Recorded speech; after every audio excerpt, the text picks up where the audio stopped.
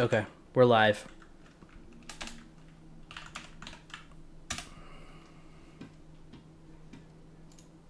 Okay, let me get the link. Testing. 1, 2, 3. Okay, we're live. Yeah, there's a little bit of a delay, but it's up. Okay, I'm gonna post it. Okay, let me get the link. Testing. 1, 2, 3. Okay, all right, we're live. Yeah, there's a little bit of a delay, but it's up. Okay, so we're live, but there's probably like a good, 10-second delay. So I posted it in the chat. And all right, well, let's just go ahead and start the show. If people join and ask questions, that's awesome. Apologies for those of you who are watching this after the fact. We're trying something new, jumping into live streaming. So this is Welcome to the Blazers Metrics podcast. I am Nathan Bishop. I'm joined again by my co-host Larry, aka TB Pup. Ladies. And a couple people from other countries that I found out. So apologies again to those who might have seen our last recording. For some reason, my mic decided not to record any of it. So we posted a hour-long podcast about Anthony Simons and Scoot and Sharp, and you didn't hear anything from me. So we had to get rid of that one. We are rebooting, and after the Blazers fell to the Clippers in another close one, and that kind of ties into what we want to talk about tonight. We are going to cover a few different topics. The first one is really just going to be about the Blazers' new identity that they've formed this year, or as Larry coined it, the Born Identity. Also going to talk a little bit about Scoot and Sharp and Simons and how they're doing together. And then what was the other topic you wanted to cover, Larry? I feel like there was one more you tossed in there. Oh, I think we should touch on Draymond Green's gift to the Portland Trailblazers and how it's going to help our draft pick. It's on Green, but I honestly, and we can get into this, part of this is on the NBA because they let him get away with it for so long. He thought he could. So, but we can save that. Yeah, somebody had posted that there's like a 10-minute clip of Draymond just doing heinous things on YouTube where, just kicking people in the crotch or just all kinds of dirty things. And I'm not surprised. He's been getting away with it for years. And, it's interesting. The part that really, the one that got me, and this was years ago, was the first time that we played the Warriors in the playoffs. And I think it was the second round because we had actually got past the Clippers, and we played them pretty well. And I think maybe that was the year Steph was hurt, and so they didn't have Steph initially. And I'll never forget it. Like the refs called something on Draymond, and it was in Golden State, and he just flipped out and like slapped the ref, and actually caused the ref to bleed, and the ref did nothing. And I can't remember who it was. Who's the ref that had like the Pat Riley hairstyle? I can't remember his name. Do you know who I'm talking about? Oh, the Fonz. Yeah, the Fonz. That was I don't remember his name now, but Wheels always used to call him the Fonz. Okay. Yeah, and I know who you're talking about. He was one of the older refs at the time. So, but he was standing on the baseline, and they called a foul. And Draymond just started flailing his arms, kind of like what happened with Nurk, and he hits the ref, and the ref is bleeding, and they didn't call a foul, didn't call a technical, didn't throw him out, nothing. Well, and I think that's part of what has led to this is they let him get away with a lot of this nonsense for so long that he thought that he could. Now watch the league step down. I mean, step up and really, because why? Because they're not as good. They're not a championship team, so we can punish them, and it's not going to hurt ratings because they're not that big market superstar team anymore. So now they will punish him, and the news came out that he's suspended indefinitely, has to go to some anger management classes, whatever. And he came out with a little thing about how he didn't mean to. If you know me, if I mean it, I don't say anything, but I didn't mean it. Well, when you go back and look at that video, he did it, and he didn't. It wasn't like it was an accident. Like, oh, I'm sorry, I was spinning around, I accidentally hit you. He just kind of hit him and stared down at him, like, yeah. And when he got, was told to leave the game, he walked. He jogs out like, yeah, I'm a badass. Not like, oh man, I can't believe I did that. His head wasn't down. He still seemed pretty full of himself. Just because he's gotten away with this for so long. And it's not just him. You saw what happened the last time when Portland played Golden State, and Chris Paul, stuck his foot out and tried to kick Tumani. I forget who it was, but that was not subtle. That wasn't, hey, you just tripped the guy. He raised his leg. At least they called a foul, but that should have been a flagrant. And they've just gotten away with it for a long time. Now, as they're not so good, the leagues, I can see them coming down harder on him because it doesn't affect ratings. And yeah. So how this he's now going to be out a while, and the Blazers draft pick should just get better and better. And if it gets good enough, and Golden State gets a top 4 protected, okay, they're going to be even older next year and crankier, and next year it's top 1 protected in a much better draft. In fact, I'd rather have that be a number 4, 5, 6 pick next year than if it was unprotected, a top 3 pick this year. Next year's draft is just that much stronger. So if they are just so bad that they keep it, it's not really a bad thing, in my opinion. We get it next year, and it's top 1 protected, and that would be awesome. I mean, there's a couple guys next year that are insane. Do you think they're gonna? They can't. It's the same reason why we couldn't, right? Because Curry's what, 35? He's a couple years older than Dame, right? So he's like 35. They don't have time to burn. They don't have time to burn on this. They can't tank a year and hope to get the number a top 4 pick. Like, and the other thing is it's the same reason why we're gonna have a hard time getting into the bottom 4. The record of Detroit, San Antonio, and Washington is so bad. There is no way that the Warriors could tank hard enough to break the top 3. Memphis might climb out when Ja comes back. I could see them maybe salvaging their season slightly. I think you will. I think they're without Adams for the whole year, but I think they'll climb up. I think they'll climb out of that. Yeah. So I mean, it'll probably be us or maybe Charlotte, but the top 4. I mean, the top 3 right now are just Detroit, San Antonio, Washington. They're all 2-22, 3-20, 3-20. I mean, they're terrible. There's no way Golden State could tank hard enough to break into that. I just don't see it. Well, no,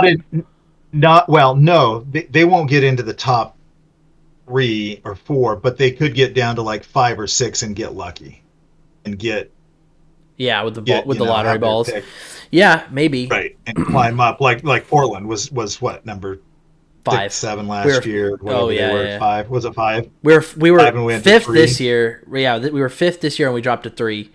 But the year before we actually 6 to drop to 7. Yeah, we 6 to drop to 7. So I mean, it can go either way, but it's so that's because a team like at 7 or 8 jumped up. That's why we got pushed back. So you don't want Golden State falling too far, because large market, I could see them getting, but like I said, this year I think that's fine.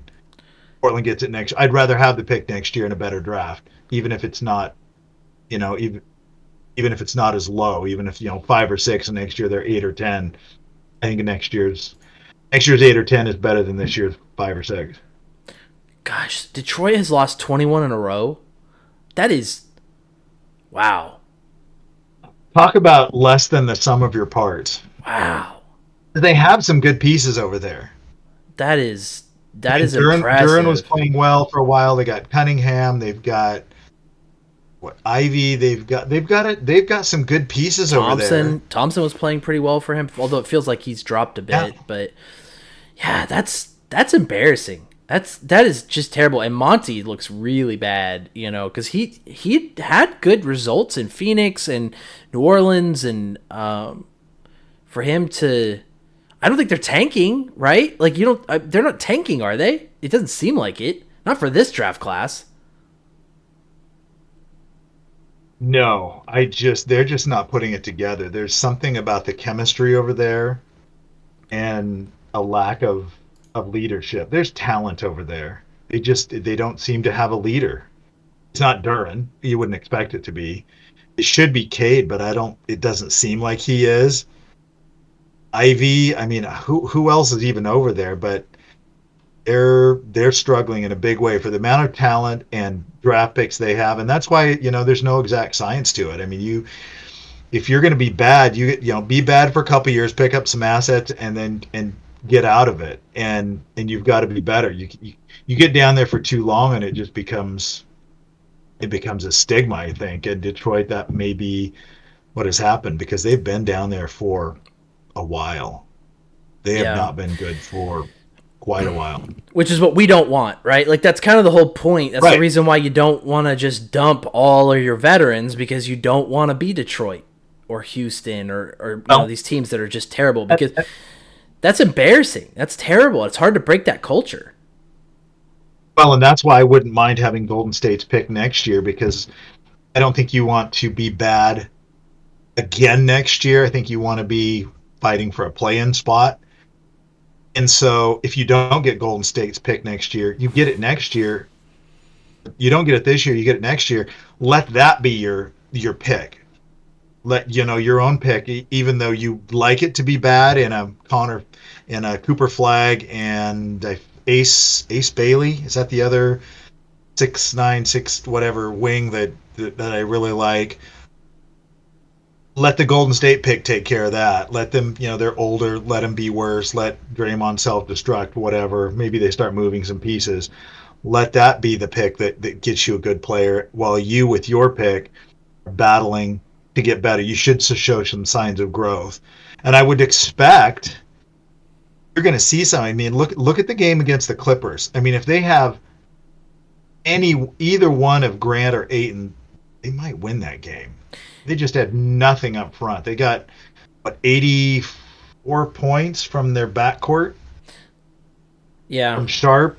We missed Ayton and Scoot. We missed Ayton's rebounding. What we missed, because Zubac is so big. Yeah, he was just feasting on us, and I know there's been a lot of debate about Reith versus Ayton, and obviously Reith brings some stuff to the table that Ayton doesn't. He's a better screen setter. He's a better shooter from three. But Ayton, those are the two biggest things. Ayton's a rebounder, especially a defensive rebounder. And we were really missing out on some offensive boards there at the end of that game. We miss out on his size. He contests more shots. He's going to clean the glass more. Reith is absolutely a better screen setter. Well, anyone is almost a better screen setter, and Ayton's just going to have to get better at that. He really rushes it. He like sets it, and then he's out of there so quick. He's got to hold that more, and he's really got to square up. He sets a screen kind of bent over. It's a little weird. And he's not going to be the shooter Reith is, but he's a good pick and pop guy. From 15, 18 feet. That part's fine. He does need to be a bit better screen setter. Ant needs that. Sharp needs that. Scoot needs that. Needs him to be better, and that will help them tremendously. But even with that, I mean, the Mavericks game, they were down by a ton, 26 points, and they came back, and that's where you talk about the identity. This team plays hard. They play harder. When's the last time a Blazer team played this hard? It's been a while. It's been a minute. And that starts at Tumani, which it starts with a rookie, but I don't care. But they didn't give up in that Dallas game. They fought the Clippers, who have got an incredible amount of talent and wing defenders that cause teams headaches, especially a young team like the Blazers, especially when they're young, still learning how to get their shots. Ant can get his shot anytime. My gosh, boy, has he come back! And a lot of people it's like, oh, he's not going to be good for a while because of rust. Not seeing a whole lot of rust on Ant. I thought they were going to just bring him back lighting slow. I really did. I was like, oh, they're not going to start him. They're not going to start him. They'll bring him off the bench and work him back slowly. Nope. He's averaging 37. He's averaging like 37 minutes a game or something since he came back. I'm just like, okay, so just right back into it then. I mean, I know he only hurt his hand, but still, that's a lot of minutes right off the bat. So yeah, I think, and this is a topic that a lot of people have been talking about, just because it's such an interesting story from this season. Is in the past, in the last few years, when this team was down, they were just kind of done. They didn't really come back unless Dame just kind of, they just went supernova. But Dame time would have to go just, overtime. But this team does not stop fighting. And I think a lot of that is Kamara. Jabari Walker is just relentless.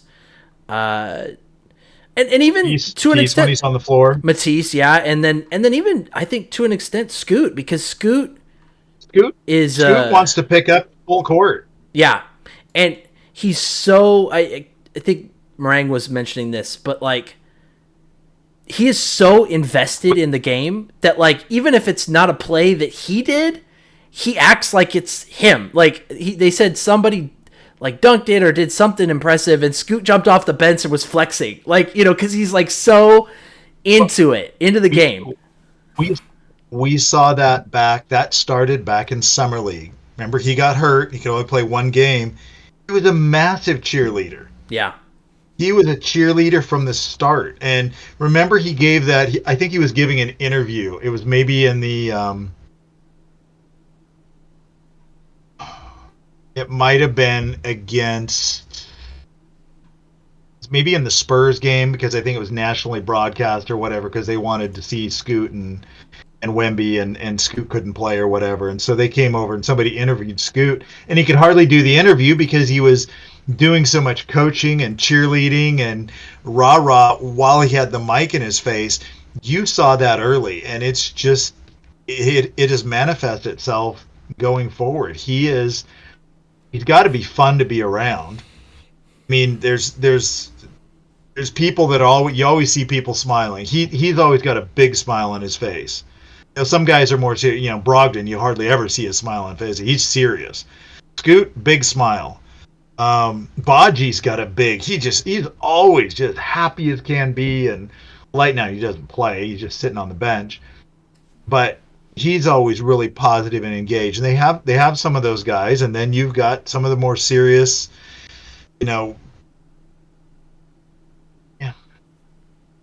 in your face guys, Tumani at a very young age, and whether that's Chauncey telling him, hey, this is how you get in the game is to play defense, and Tease, that's what he does already, and Jabari, he wants to knock you on your butt, and Scoot's willing to buy in, and so everyone is. Look at how, and we talked about this earlier, look how engaged Ant is on the defensive end compared to prior years. Two different people. He is fighting. Now, he doesn't have the strength, maybe, and the size to do what, the mind is body, or mind is willing, the body's not able. But it's not for a lack of effort. And that's all you can ask from a guy. It's great to watch because it is infectious, and that is becoming their identity. And I wasn't a big Chauncey guy either, but if he's getting guys to play like this and this hard, results are going to come because they're going to get better. They're going to learn how to shoot. They're going to learn how to get their shots. They're going to learn how to be more cohesive. It looks pretty positive going forward. That's why I don't think next year their draft pick in a much better draft is going to be that great. I'd rather that Golden State, we didn't get theirs this year and we got it next year. I'm hoping for that. I honestly don't see it happening though. I don't think they're going to tank. In fact, they might try to make a trade at the by the deadline to try to do something, because getting Chris Paul was silly. That was just a silly move. And Klay Thompson, I was reading something interesting. Apparently Klay turned down like a 2-year, $48 million deal this last summer. and everybody's just laughing at him because he looks completely cooked. Like, he is just done. Statistically, he looks terrible. He's just not the player he was anymore. And I can't imagine he's going to get anywhere near that much, because they were saying that deal is no longer available to him.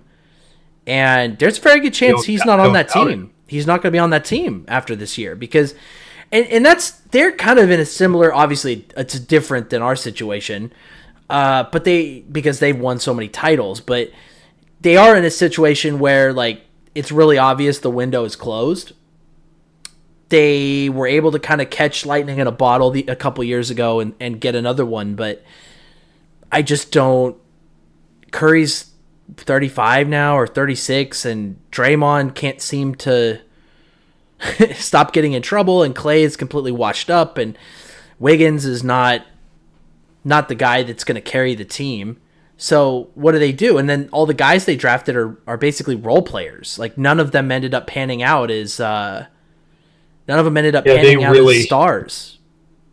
That year that they were not good, the year maybe two, Weissman, Kuminga, and Moody, they did not get out of that what they needed to keep that dynasty going.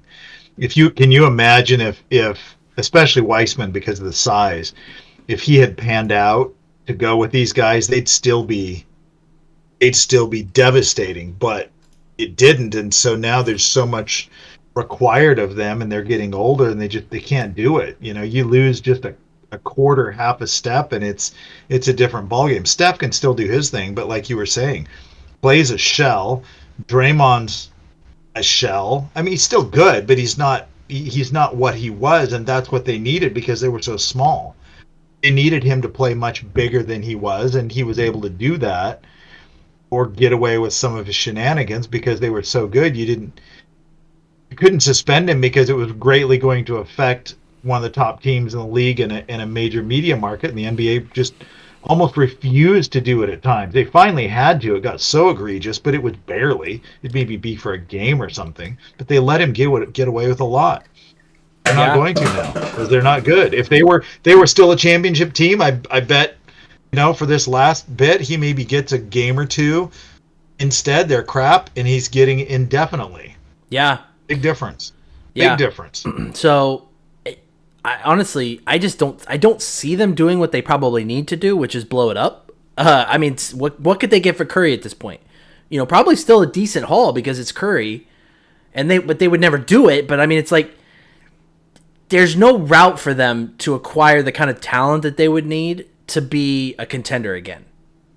Like, I don't see it.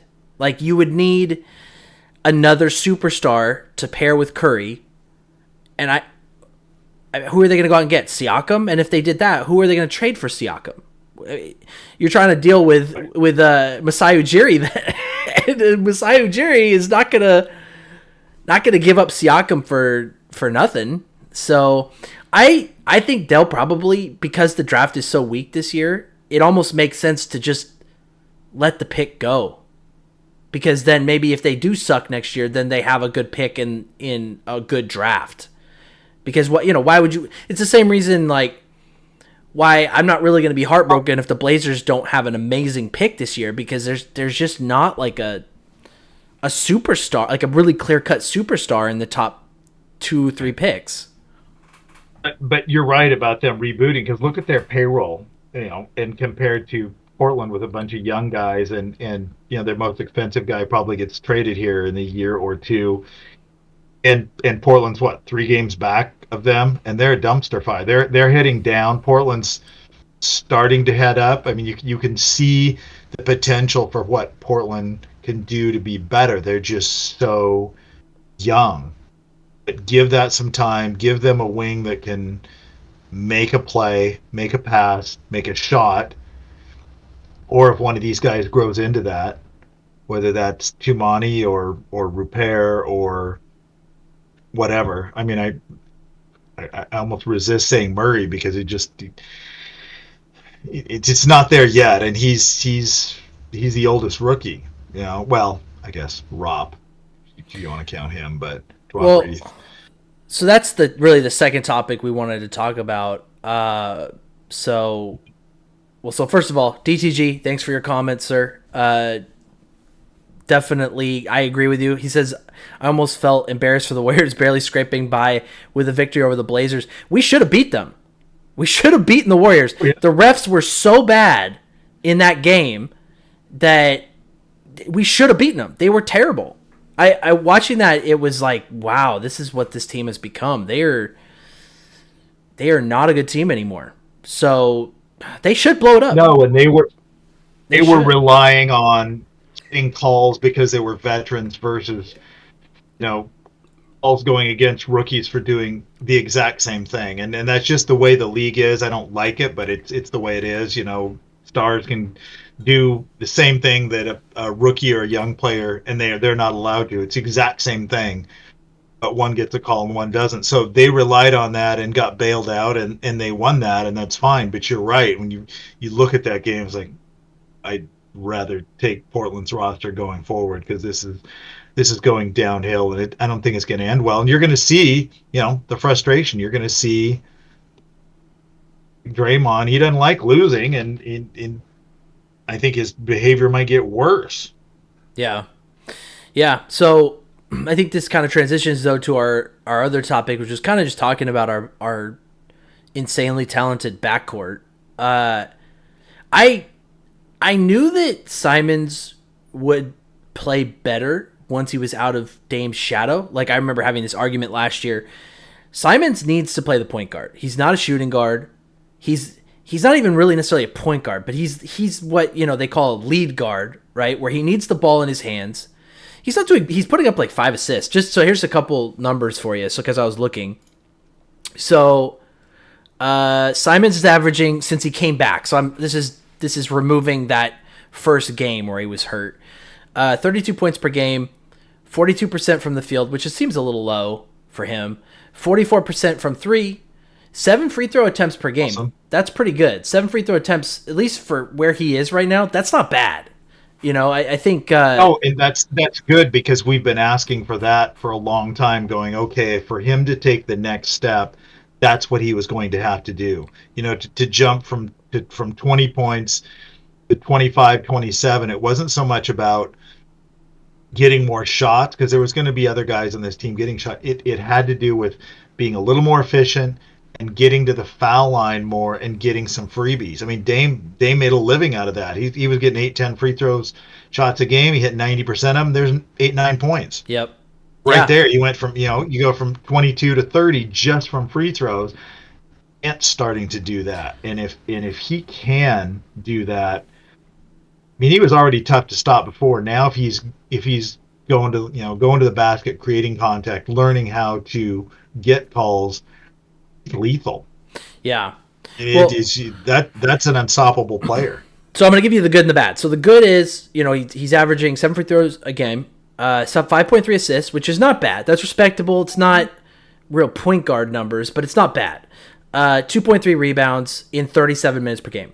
Sharp, since Simons came back, and actually if you expand this out to 5 games, I think it's even a little bit better. But since in December, so 4 games in December, Sharp is averaging 25.5 points per game, 48% from the field, 44% from 3, 5 assists, 5.8 rebounds, and 1 steal in 39 minutes per game. That is insane for a second-year, 20-year-old player. I mean, that is just... before we drafted, I really wanted to draft Sharp. I thought he had a ton of potential. I thought he had star potential, really boom or bust potential. I had no idea he would be this good this fast. And also the passing. That was not something I expected from him. His passing for how old he is and what position he plays is really good. He's so much better than CJ ever was, right? As a shooting guard. So much better. Well, what he's doing, and he made a pass against, I believe it was the Clippers just the other night. He drove in, first of all, elevated. He went up, and I think he was looking to pass. I think he realized he'd drawn about 3 guys to him, and he went up. I had to go back and watch this a couple of times. I'm like, look where he is. they talk about, some of the big guys that, Jokic, he's a good passer because he can see over the defenders. Well, Sharp elevated to where he was so high up in the air and then threw a cross court pass. He was on the right side of the lane, threw a cross court pass to Tease Monty. I'm not even sure who it was. I think they hit the shot, but he just went up over everybody, looked around, was like, oh, I'm gonna throw it to that guy over there. Threw it, unencumbered. No one was in the way, no arms, no anything. He was up so high that the pass was easy. There were 3 guys on Sharp, so the guy in the corner got a wide open look. And it's like he knew, and he does it all with the most stoic. We talked about Scoot being all just happy and effervescent. And polar opposite. He's so different. So, yeah. I'm way up. I'm up here above the rim. Yeah. I'll look around for a while. Puts his periscope up. Periscope up, just looking around. It's so effortless and just it's like, yeah, I'm up here hanging out. And then he'll do, I mean, that he did get a little boisterous in when he dunked over, it was a Utah game when he dunked over Kessler. That's probably the most animated I've seen him since last year. He had a couple of those, but otherwise he's just so that silent assassin type of guy, which is fine. I'm fine having some different personalities on the team. Now, what we do need maybe is another badass. I mean, I love Tumani's effort, and I think he's that guy that will get in your face and somebody might have been Meringue was talking about he'll talk a little trash. I'm like, good, great. I'd like somebody else, a little more enforcer, a little bigger, a little a power forward, a real power forward, but that can play. Those are hard to find. We talked about in the Lost episode of this podcast. But yeah, finding power forwards this day and age is so hard, and that's a big reason why I'm not really in a huge rush to trade Jeremy Grant, because if we had somebody behind him that I was excited about developing, that would be one thing. If we had a young power forward that was really showing, and I don't think Kamara is a power forward. Like, I don't. I think he is a small forward. He has the speed and the ability. I don't think he's big enough to be a power forward. I like him there because from there he can switch all over the place. Yeah. He's playing power forward. He's going up against guys. He's going to get banged around. He's going to get. I think that's why Little kept getting hurt. He kept having to play up, and he was trying to muscle with guys that were just a lot bigger than he was, and he'd pull something, he'd bang something, whatever. Maybe he was always hurt, so that wasn't maybe all of it.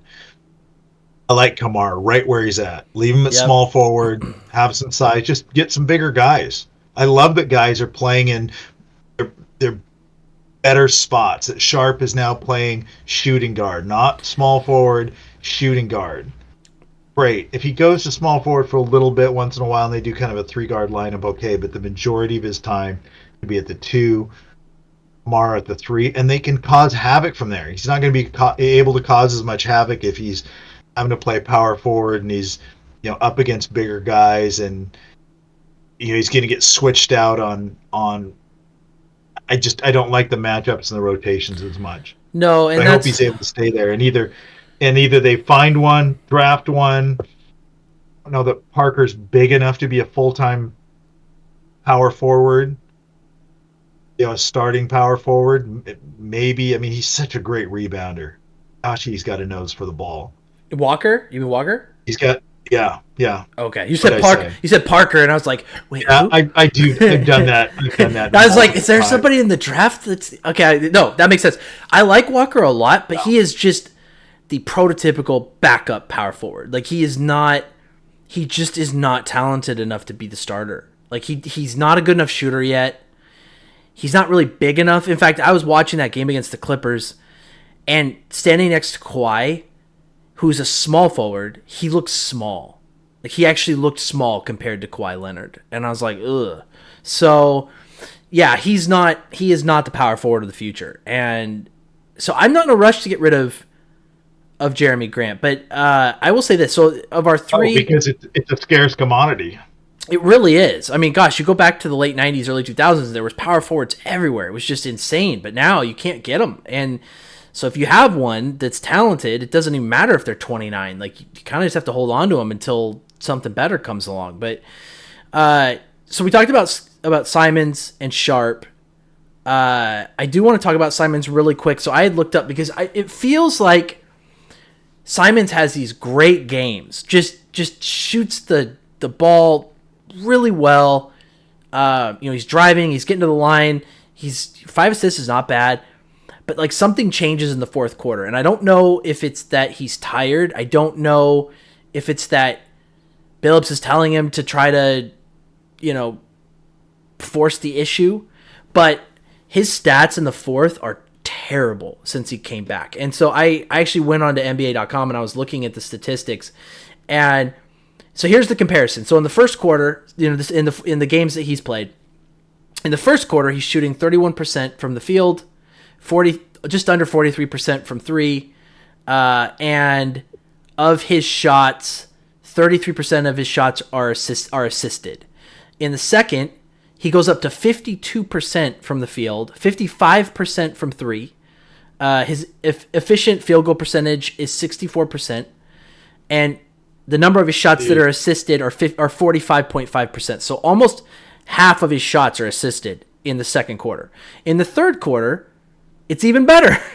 61% from the field, 54% from three. His efficient field goal percentage is 77.8 in the third quarter. Jeez. And then it's almost exactly his number of shots that are assisted are 45.5%. Then the fourth quarter comes. 29.6% from the field, 23% from three, 35% efficient field goal percentage, and the number of his assisted shots drops to 25%. So he is clearly ISOing. He is clearly forcing the issue. This does not even pull in the turnover numbers. He's averaging like almost 3 turnovers in the fourth quarter alone in those games. So I think there's a couple of things. One, in the fourth quarter, teams know who the Blazers' main offensive scorer is, and so they scheme to make it tougher for him.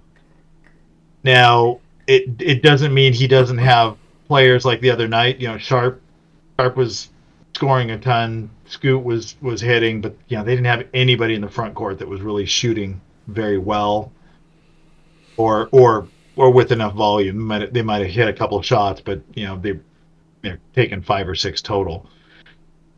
So teams are ramping up defense for him. Secondly, I don't know that when the other night Scoot and Sharp were shooting well and scoring well, but I don't know that they're quite ready to take on that responsibility of, okay, I've got this. And we've seen Sharp defer. Scoot, we've talked about, I don't know that he knows how to get his own good shot yet. Tumani doesn't care. He will shoot. He had that one game where he jacked up 20 shots, I'm sure that that's not what the team wanted, but I don't think he's afraid to. I think Ant ends up with, so instead of it being in just the flow of the game, he goes ISO, and that's why you see the assisted shots go down. He's not moving it. And the other night, I think the last 5 possessions, he went ISO. There was no ball movement. There was no anything. He just went at it, and the defense was set up for it. It's like, well, if you're not going to move the ball, you're just going to go. We're going to,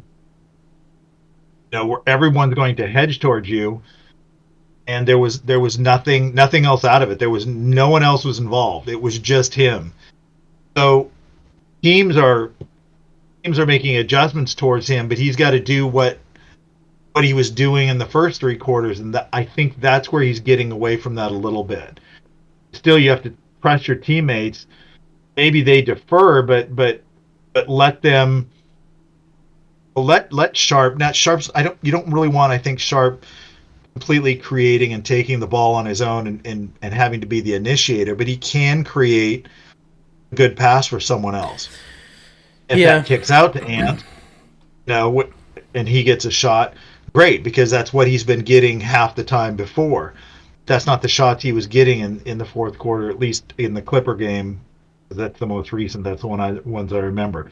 So it doesn't surprise me that efficiency's going down, the assist rate's going down, because they're different types of shots against a more focused defense against him. If that's what he's going to do, why are you going to go guard anyone else?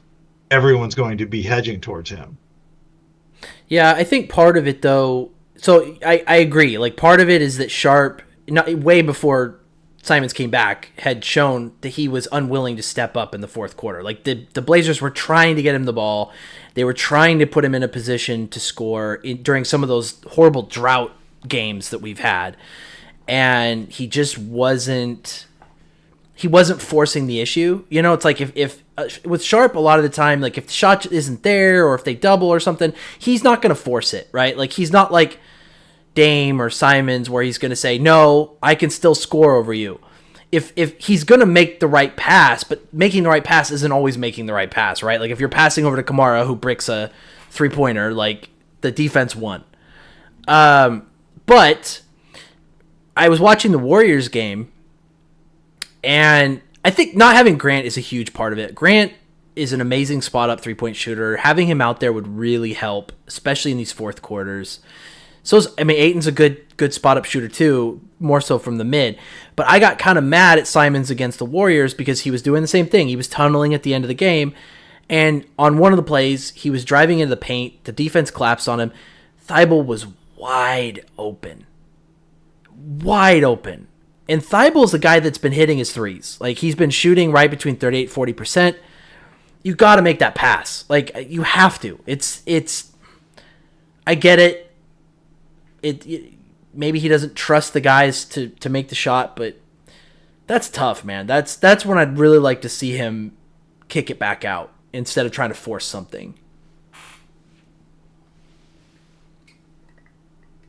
It's such a growing process. I mean, it's such a, Dame had Aldridge when he started, or a couple years, and Aldridge is one of the better scorers in the league. You just throw it into that block, and he was going to hit that fadeaway, or you could run a pick and pop for him. That was a crutch that these young kids don't really. I mean, Grant can score, but he's not. It's not like Aldridge. I mean, it's a little different type. He's not as good as Aldridge was, and Aldridge is a much better rebounder, bigger player. I mean, 6'11" versus 6'8". It was just a different type, but they're just learning, and it's going to take a few years. I mean, it takes a while for the game to slow down, and guys like Sharp, who didn't play for a year and a half, Scoot, who was G League for a couple of years, how good a competition is that, whatever. It's just going to take some time for these guys. I'm shocked. I mean, their record is not good, but how many of these games have they been in? They're not getting blown out a whole lot. Only a couple times. A couple times. Oklahoma. Youngest team in the league. You'd think, okay, and Oklahoma's perfect to blow them out. They've got more size. They're still young, but they've been around long enough that they've learned how to execute, and they had scorers and length, and that was the perfect storm to get blown out. But a lot of these games, where the Clippers came out, hit 9 out of 10, Blazers battled right back. Dallas was up 20 some points.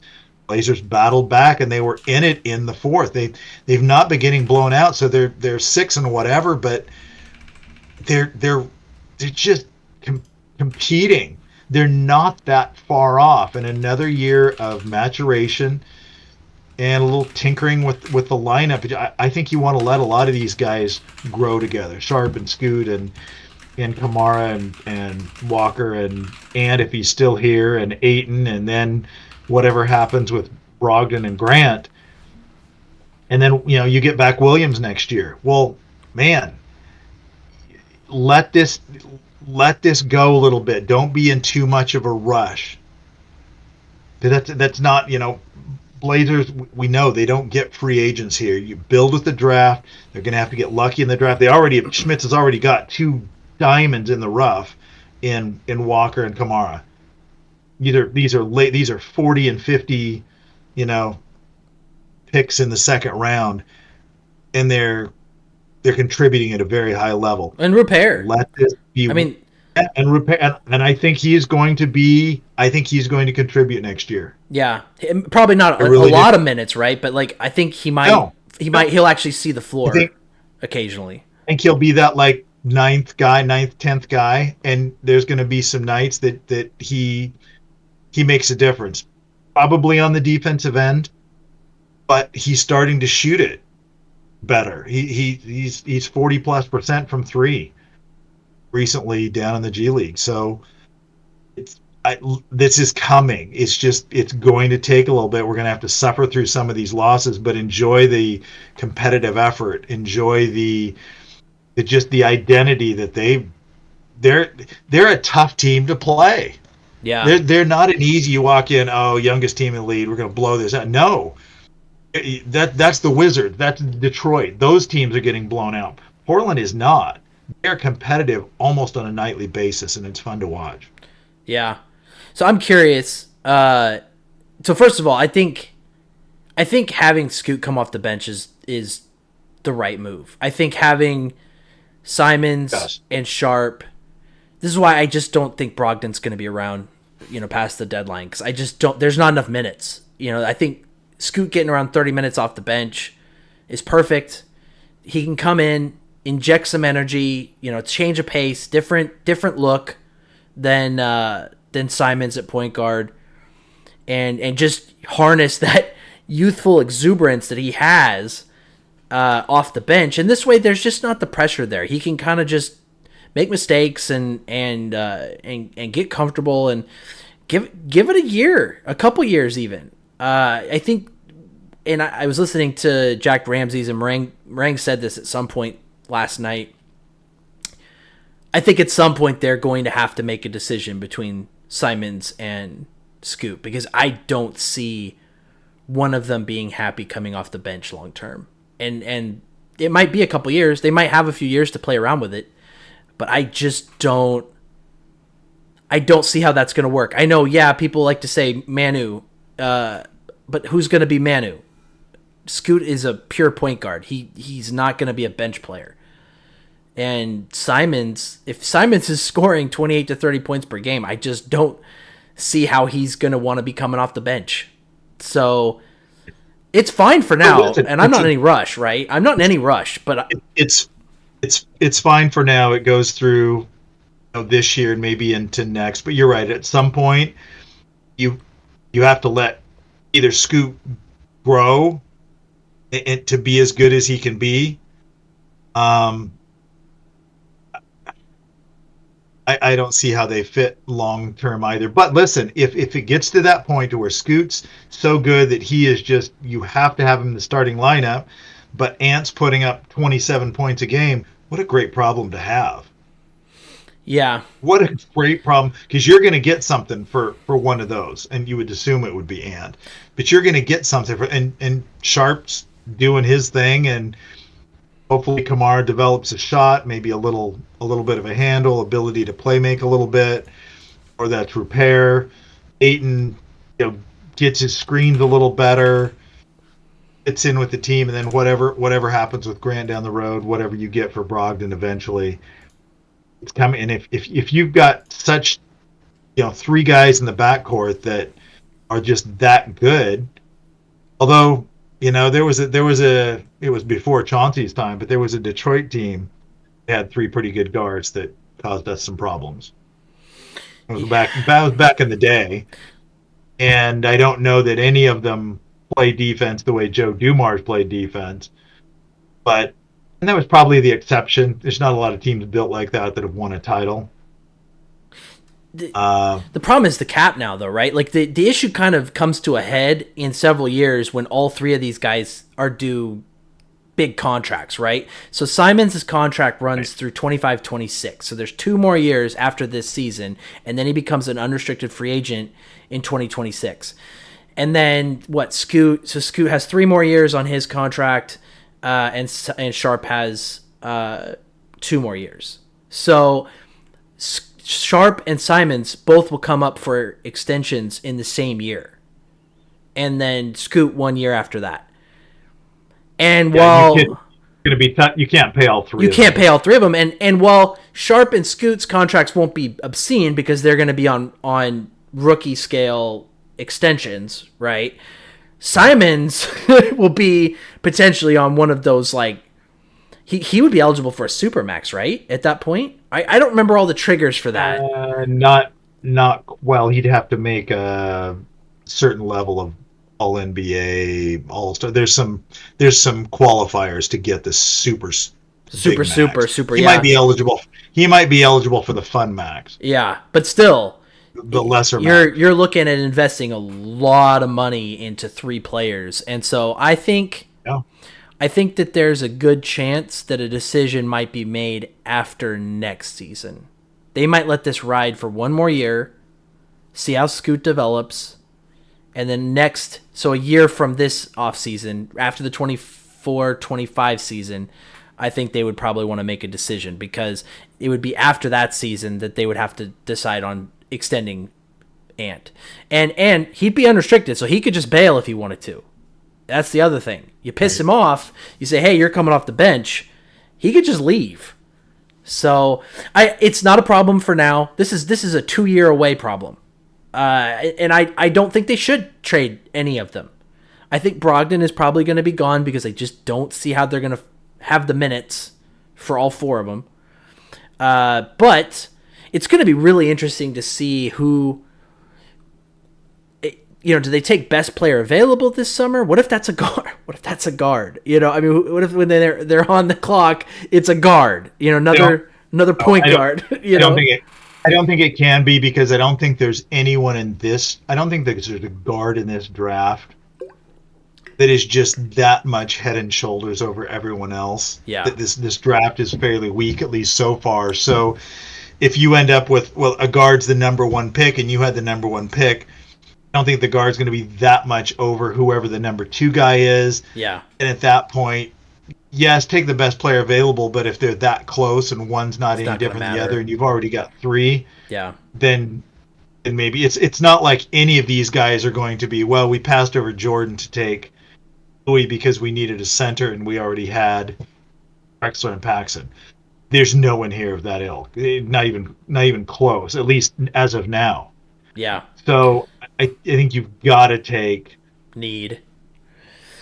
You've got to take someone that get as close as you can to, okay, this is so close, but we need this fits so much better. I think you'll be okay with that, unless somebody really, really steps up. I don't think Portland's going to be close enough, to getting the number 1 pick where there's one player, and I think the one player who has the ability, the possibility to be that guy is Sarr. And so if you got the number 1 pick and Sarr, you take him. I don't think there's anyone that's going to be that much better than him by leaps and bounds, where you go, okay, I got to take, let's say, Collier. I have to take him instead of, he's just that much better. That would put Portland in a tough spot. Sarr is definitely interesting. Holland is playing better. He actually played really well against the Remix the other night. So it'll be interesting to see. I mean, I agree with you. I don't think there's How did Repair? How did Repair do in that not game? great. Not great. See. He didn't. So good? Yeah, he didn't shoot very well. I'd have to try to go dig it up. But did Buzelis play? Yeah, he's the reason why they beat us. He hit the game winner. He actually had he had a good game. Both he and Holland had good games in that one. Buzelis is who I identified a long time ago, and I'll defer to what D69 thinks by the end of the year. But Buzelis is a guy that we could use. He's a playmaker. He doesn't have the wingspan I'd like, but he can make plays. He's scrappy on defense. He can shoot it. He hasn't really been shooting it well. In fact, I think he was at 9% so far in G League. I mean, it was abysmal. But he was injured, so hopefully that's getting better. But I'm going to the when the Ignite come here. I'm going.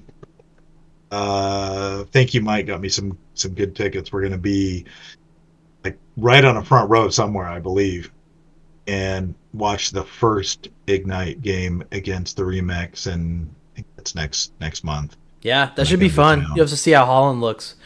Well, they've got 4 players projected to be first round draft picks. Yeah, we'll see if that happens. I mean, Holland, Buzelis is Mana or is Monza, whatever, I can't. And then I believe Smith. Mm-hmm. I think they've got 4 guys projected to go in the first round as of now. Now, some of these guys have been jumping all over. Holland started off at number 1, fell down quite a ways down, and now he's working his way back up. Who knows what this looks like by then? But it should be fun to watch. It should be a good environment. And I want to see how a player like Rupert as against that, or Baji, or anyone else that we have down there that might just have even a shot of making a roster down the road. Yeah. Hey, something else interesting to keep in mind. Ayton comes up for an extension the same year as Simons. So I don't know how that's going to work out. His contract ends after 25-26. So, and he's going to be making $35 million that year. So he'll be 27, going on 28 by the 2026 season. So I don't know. We'll see. That's a lot of guys coming up for contracts at the same time. So we'll see what happens. But that's part of being GM. That's what that Cronin's just going to have to work through. That you're going to have to spend money at some point, and you hope your players are good enough that you have to make that decision. Yeah. I mean, if it's easy and they suck, and I don't have to pay this guy. Like you don't. It's like taxes. You don't have to pay any taxes if you don't make any money. Yep. I tell my clients that all the time. Like, hey, my job is to create tax problems for you. I'll help you solve them later on, but if you're not making any money, you're not going to have any taxes. So exactly. Not a great spot to be in. So we're closing in on an hour. I did want to circle back to Scoot because we, in the Lost podcast episode from a couple days ago, we did spend quite a bit of time talking about Scoot, and then he came out that night and dropped 19 in his best game of the season on like 50% shooting and like 3 of 4 from 3, and and actually just looked really good. And I know that look at the growth that he had from game 1 against the Clippers. Huge. To this. Yeah. Look at the difference. Huge difference. Now, and we're only talking, what, a month and a half? Yeah. Yeah, I know. Yet you see the game slowing down for him a little bit. He's figuring some things out. His shot is getting a little better. I mean, it needed to. I think he had 6 assists. I think did he lead the team in assists off the bench? Oh, I didn't see, but yeah. But well, if not, it was close. But a market improvement against a guy that is going to talk trash to him all game long. But Westbrook talks trash to everybody, and so he didn't let that bother him. He bounced back, and that was a solid game. So it was growth on the court. But you see, the mental maturity as well, and that's in a month and a half. Give him a little more time and into next year. And I'm saying we need a wing to fit with this, or one of the guys we've got really needs to develop. I mean, it's asking a lot of Kamara, who was a 52nd, number 52, 54 pick, whatever, to be that guy, or Rupert. But maybe we get lucky. I mean, who knows? Yeah, but we should get a pretty good draft pick this summer, maybe 2, albeit not a great draft. But there's always someone out there that picks the coverage that is better than what you thought they were going to be coming in, or they got drafted down, in the 10 to 15 range, and like, oh my gosh. Who could have seen that coming? Well, somebody did. Yeah, Somebody or some.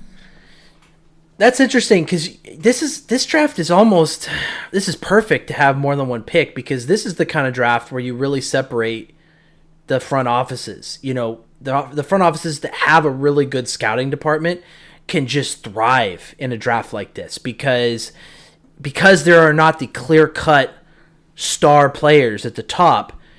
Players could drop that you're interested in, and maybe a Ron Holland drops to 10th, or one of those Ignite guys, or somebody that isn't quite as polished, but you see a lot of potential. So this is going to be a really interesting draft to see what Schmitz does, because we're going to hopefully have a couple of lottery picks, and I think we could really potentially nab a couple of important players for our future. They might not end up being superstar players, but they could be a couple more rotation guys, maybe another starter that can be a good player for us. So I'm really holding out hope. So I wanted to just kind of. Or do they? Well, if they get two, do they take a shot on somebody with the first one, whichever one it is, whichever pick, if it's Golden State's or theirs, and then with the second one, do they take someone maybe a little more, surefire? Like, I don't know how far he'll climb, but because he's in the Pac-12, but the kid out of Colorado, De Silva, kid from Germany, 6'9", lights out, pretty good with the ball, and he's a 4-year guy. He's going to come in probably ready to contribute right away. There's a little, I don't know, maybe a little Wagner in him from Orlando. Just I can see just shades of that, maybe. Now he's projected to go farther down, and who knows how far he'll rise up. Fourth-year seniors don't tend to climb that high typically. So, maybe he's back far enough that Portland wouldn't be able to get him, because if they have 2 lottery picks, or Golden State gets better and maybe we take him with something later. But I'm just saying someone like that, where you take another rookie, because we have four picks in the draft this year. If we get Golden State's pick, well, we're not going to take all 4 of those, not with the rookies we already have. You do that, then you're in Oklahoma City's problem, where you have a whole bunch of good players and then a whole bunch of draft picks coming. You have no room to put them. That's true, but no room. OKC has no room to put all the draft picks that they've got with the players that they already have. I mean, look at Pokusevski. Pokusevski's not even playing. He's getting very few minutes because they just don't have the spots. They're all rookie contracts. They've got all these draft, and they got more coming in next year. I don't know what they're going to do. So I doubt Portland uses all 4. Trade one away, trade a couple of them to get up, and so 3's the max, or maybe 2, and you trade one with someone else to get a player. I don't know. I can't see them using all 4, but I could see them going young with one, and maybe getting someone that was a 3 or 4 year college player with another that was ready to go, like a Kamara, and I think they were hoping that was going to be the twin. Oh my goodness, just spaced his name. No. Murray. Oh, I always think of his brother's name. I was thinking of it's not Keegan. Chris, that they thought he was a little more ready to go and could contribute early because they had so many young players. I wouldn't be surprised if they go that route. I don't know that they'll pick just 2 young guys if, let's say, they ended up with the 4 and the 8 pick or something. Who knows? Yeah. All right. Well, we are a little bit over an hour, so it's probably a good place to wrap it up. We really appreciate everybody who joined us for this live show. We're going to try to do a few more of these just because it's fun to hop on and see the comments and interact with you all. It's good. It's good. Greg and DTG and some of these guys that have chimed in, and it's fun to see some of that stuff as you're going. So I enjoy doing that. It's great. Like the show, get subscribed. We want to try and build this up and make this a little better. We're still working on the graphics part. Nate was talking about how he needs to, he's willing to take on the responsibility of educating himself to, whether some of the graphics or the intros or some of that stuff, to make that better, because we some of the feedback we get and we appreciate it, and so we want to make it as good and as fun as we can, because this team is going in the right direction. I think that they could be growing for a good, 3 to 5 years. And that's fun. And that's fun. That's very fun. It's great. Yeah. It's so much more fun than the last few years when you just knew you were playing out the string. Yeah. I'm enjoying the heck out of this. Another, hey, Dame had a fantastic game and we lost. Just got tired of that, I think the crescendo was him dropping, 50 plus points against the Nuggets in the playoffs and losing. That was kind of just it. That broke my spirit. So, we really appreciate you all joining. Please, if you haven't yet, please like, comment, subscribe, rate, review, all those things, because it really helps us grow the channel, and we want to continue doing this just for the love of it and the fun of it. So we will continue doing these podcasts. The only thing I can't figure out is if I'm going to be able to put this on Spotify, because this was a live stream on YouTube. So apologies to those that like to listen on Spotify. We might have to figure out a solution to that. So, all right, everyone. Well, thank you again for joining the Blazermetrics podcast. And we will be back again soon. And the next game is tomorrow against Utah, I think. Utah. So, yep. Maybe we'll come back this weekend and talk about that. All right, everybody. Thanks again, and we'll talk to you all later. Good night,